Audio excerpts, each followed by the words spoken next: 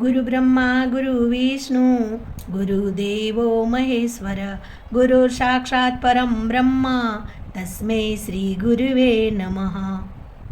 ગુરુદેવના ચરણોમાં નમન કર્યા છે। ગુરુ પૂર્ણિમાના દિવસની સર્વને ખૂબ ખૂબ શુભકામના। ભગવાન વેદ વ્યાસે જીવ અને જીવનના ઉત્કર્ષ માટે જે કાંઈ આપ્યું છે એટલું કોઈએ સર્જન કર્યું નથી। ચિંતન અને સર્જન બંનેમાં તેઓ આદિ ગણાય છે। વ્યાસજીની બહુમુખી પ્રતિભાનું પૂજન એટલે ગુરુ પૂર્ણિમા। અષાઢી પૂનમ આ દિવસે સૌ વ્યાસ પૂજા કરે છે। સાથે સાથે આ અવસરે અસંખ્ય લોકો તમામ ગુરુઓને વંદન પૂજન કરી એમનું કીર્તનગાન કરે છે। ગુરુનું માયતમ સંસ્કૃતિના પાયામાં રહેલું છે। ગુરુ એટલે પ્રેરણાની મૂર્તિ, ગુરુ એટલે સાચા અનુભવોનો ઉપદેશ દેનારા, ગુરુ એટલે સાચા ચરિત્રનું મૂર્તિમંત સ્વરૂપ। ઋત્વામાં શ્રેષ્ઠ, જ્ઞાનમાં ગંભીર, વ્યવહારમાં વરિષ્ઠ, ધર્મ મર્મગ્ન, નીતિવિદ, પરહિતમાં સદા નિરંત। ગુરુ એટલે ભગવાનનું સુખ જીવોને આપવા અવિરત વિચરણ કરનારા દેહાતીત ભગવાનમય સ્થિત પ્રજ્ઞ પુરુષ। આદિ શંકરાચાર્યએ ગુરુ મહિમાની ચરણસીમા રૂપે 8 શ્લોકોનું સ્તોત્ર રચ્યા છે। 8 શ્લોકોમાં શંકરાચાર્ય વારંવાર પૂછે છે, તમે વિશ્વના તમામ ક્ષેત્રમાં ભલે શિખરે પહોંચ્યા હો, સુખ સાધન સંપન્ન અને બુદ્ધિમત્તાના તમામ સ્વપ્નો તમે ભલે સિદ્ધ કર્યા હોય, પરંતુ સાચા ગુરુના ચરણમાં મન સમર્પિત કર્યું છે નથી કર્યું? તો શંકરાચાર્ય કુલ 32 વખત એકની એક વાત સંભળાવે છે, તો તમે કંઈ જ કર્યું નથી, કંઈ જ કર્યું નથી। ગુરુ કરીએ તો જ્ઞાની કરીએ, સત અસતને જોઈ। એક કહેવત મુજબ સાધુતાએ યુક્ત ભગવતમાં કહેલા 39 લક્ષણો જેમાં નિરંતર દેદીપ્યમાન રહેતા હોય એવા ગુરુ ભેટે તો ભવરોગ ટળે। ગુરુનું મૌન પણ વ્યાખ્યાન બને છે, ત્યારે શિષ્યના અનંત સંચયો ભેદાઈ જતા હોય છે। યોગીજી મહારાજ ગામથી કાલી ઘેલી વાણીમાં થોડું બોલતા પણ અનંતના કારણ શરીર ભેદાઈ જતા। ગુરુ પૂર્ણિમાએ ગુરુના આશ્રયજન ગુરુ પૂજન કરવું એટલે તેમના આદેશો અને આદર્શો પર ચાલીને ગુરુરૂપ થવાનો અવસર। પ્રથમ ગુરુ માતા પિતા જગતના સર્વે સંતો, દેવીદાસ બાપુ અમરમાં, સેવાદાસ બાપુ અને પરમ પૂજનીય મહાન સંત મહંત સ્વામી મહારાજના ચરણમાં કોટી કોટી નમન। અષાઢ સુદ પૂનમ એટલે ગુરુ પૂર્ણિમા। આ દિવસને વ્યાસ પૂર્ણિમા પણ કહેવાય છે। ભગવદ્ ગીતાના 10 વિભૂતિ યોગ નામના અધ્યાયમાં 39માના શ્લોકમાં ભગવાન શ્રી કૃષ્ણ હું વ્યાસ છું, વ્યાસજી કૃષ્ણના એક અવતાર તરીકે પણ પ્રસિદ્ધ છે। વ્યાસ પણ શ્રી કૃષ્ણના પ્રતિનિધિ છે।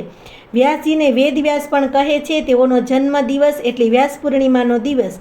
વેદ વ્યાસને 4 મોઢા નથી છતાં બ્રહ્મદેવ જેવા છે, 4 હાથ નથી છતાં પણ તે વિષ્ણુ જેવા છે, 3જી આંખ નથી છતાં તે શિવ જેવા છે। આવા વિષ્ણુ રૂપે વ્યાસ અને વ્યાસ રૂપે વિષ્ણુ, જેણે પોતાની સરસ્વતી વડે સમગ્ર ભારત વર્ષને પવિત્ર કર્યા છે, તે કવિ વિદ્વતા વેદ સર્વજ્ઞ વ્યાસનો જન્મદિવસ એટલે વ્યાસ પૂર્ણિમા। તેણે વેદો, મહાભારત તથા અનેક શાસ્ત્રોની રચના કરી આધ્યાત્મિક જ્ઞાનનો પ્રાદુર્ભાવ કર્યો। તેથી તે ગુરુ તરીકે ભારતીય શાસ્ત્રમાં પ્રસિદ્ધ થયા, જેથી વ્યાસ પૂર્ણિમાના દિવસે ગુરુ પૂર્ણિમા તરીકે ઉજવાય છે। વ્યાસજી ભારતની અનુપમ નિધિ છે અને ભારતીય સંસ્કૃતિના પ્રાણ, આર્ય ધર્મના પ્રતિષ્ઠાપક અને વ્યાખ્યાતા છે। વ્યાસજી દેવી શક્તિ સંપન્ન મહાન યોગી, અગાધ વિદ્વાન, મહાકવિ, માર્ગદર્શક, મહાન ઉપદેશક, તત્વદ્રષ્ટા અને કૃષ્ણ ભક્તિના મહાન ગાયક અને પ્રચારક હતા। વ્યાસજી વિષ્ણુના અંશ અવતાર સ્વયં ભાગવત સ્વરૂપ હતા। વ્યાસજી એક મહાન ઋષિ પરાશર ઋષિ અને એક મત્સ્ય કન્યાનો સંતાન હતા। જ્યારે વ્યાસજીનો જન્મ થયો ત્યારે તેમના માતાએ એક શરત મૂકેલી કે આ પુત્ર આપણો છે, એની કોઈને જાણ ન થવી જોઈએ અને આ જે પુત્ર છે એ આખા જગતમાં મહાન વિદ્વાન થવો જોઈએ અને તેના જ્ઞાનનો પ્રચાર દૂર દૂર સુધી થવો જોઈએ।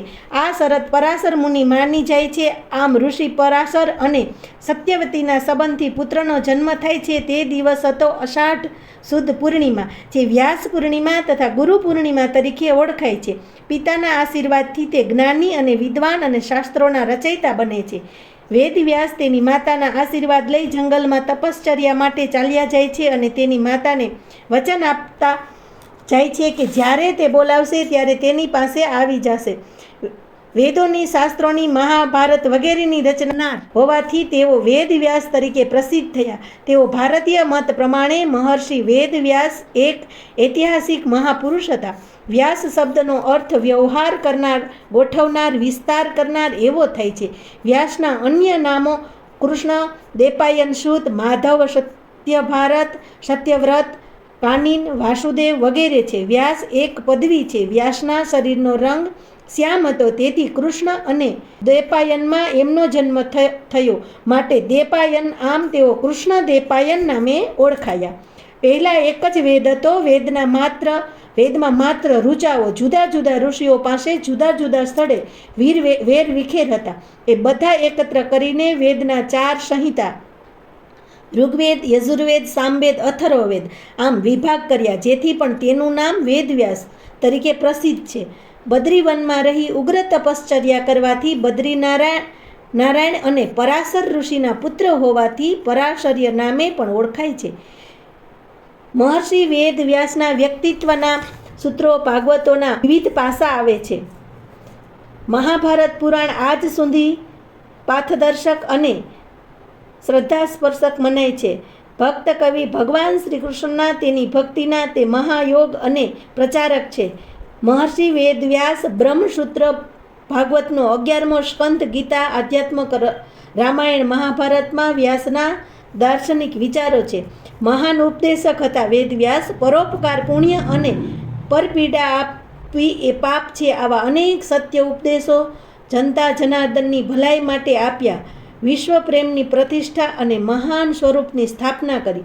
વ્યાસજીની વિદ્વતા ન ભૂતો ન ભવિષ્યતિ કથન અનુસાર તેની ઉપમાઓ રહિત છે. શાસ્ત્રો, વેદો, વેદાંગ, સંગીત, જ્યોતિષ, વ્યવસાય, વ્યાકરણ, ભૌતિક વિજ્ઞાન, ધર્મશાસ્ત્ર, રાજ્યશાસ્ત્ર, અર્થશાસ્ત્ર, આયુર્વેદ, લલિત કથાઓ, ટૂંકમાં 32 વિદ્યા અને 64 કલાઓ તેમના જ્ઞાન હતા. વેદનું સંકલન, વિભાગીકરણ, બ્રહ્મસૂત્રો, મહાભારત ભારતીય સંસ્કૃતિના વિશ્વશેક શ્રેષ્ઠ ધર્મશાસ્ત્ર અને ઉત્કૃષ્ટ મોક્ષ શાસ્ત્ર પણ છે. પુરાણોમાં 18, ઉપપુરાણોમાં અધ્યાત્મક, રામાયણ તેમજ વ્યાસ સ્મૃતિ જેવા ધાર્મિક શાસ્ત્રોની રચનાઓ તેણે કરી છે. ત્રિભુવનમાં જે કાંઈ જોવા, સાંભળવા, સમજવા મળે છે તે બધું વ્યાસજીના હૃદયમાં હતું, જેથી આપણે અષાઢ સુદ પૂનમને વ્યાસ પૂર્ણિમા તથા ગુરુ પૂર્ણિમા તરીકે ઉજવીએ છીએ. આ સદગુરુના સ્વરૂપે આપણને જ્યાંથી જ્ઞાન મળે, આદર્શ મળે, જીવનનો સન્માર્ગ બતાવનાર દરેક વ્યક્તિને ગુરુ માની વંદન કરીએ છીએ. બ્રહ્માનંદ પરમ સુખદ કેવલમ જ્ઞાન મૂર્તિ સદગુરુ તમ નમામી. આવા સદગુરુને ગુરુ પૂર્ણિમાના પવિત્ર દિવસે આપણે સૌના ખૂબ ખૂબ પ્રણામ. સર્વે ભક્તોને ગુરુ પૂર્ણિમાની ખૂબ ખૂબ શુભકામના. ગુરુના ચરણોમાં વંદન. સર્વને જય શ્રી કૃષ્ણ, જય માતાજી અને ખૂબ ભાવથી જય સ્વામિનારાયણ.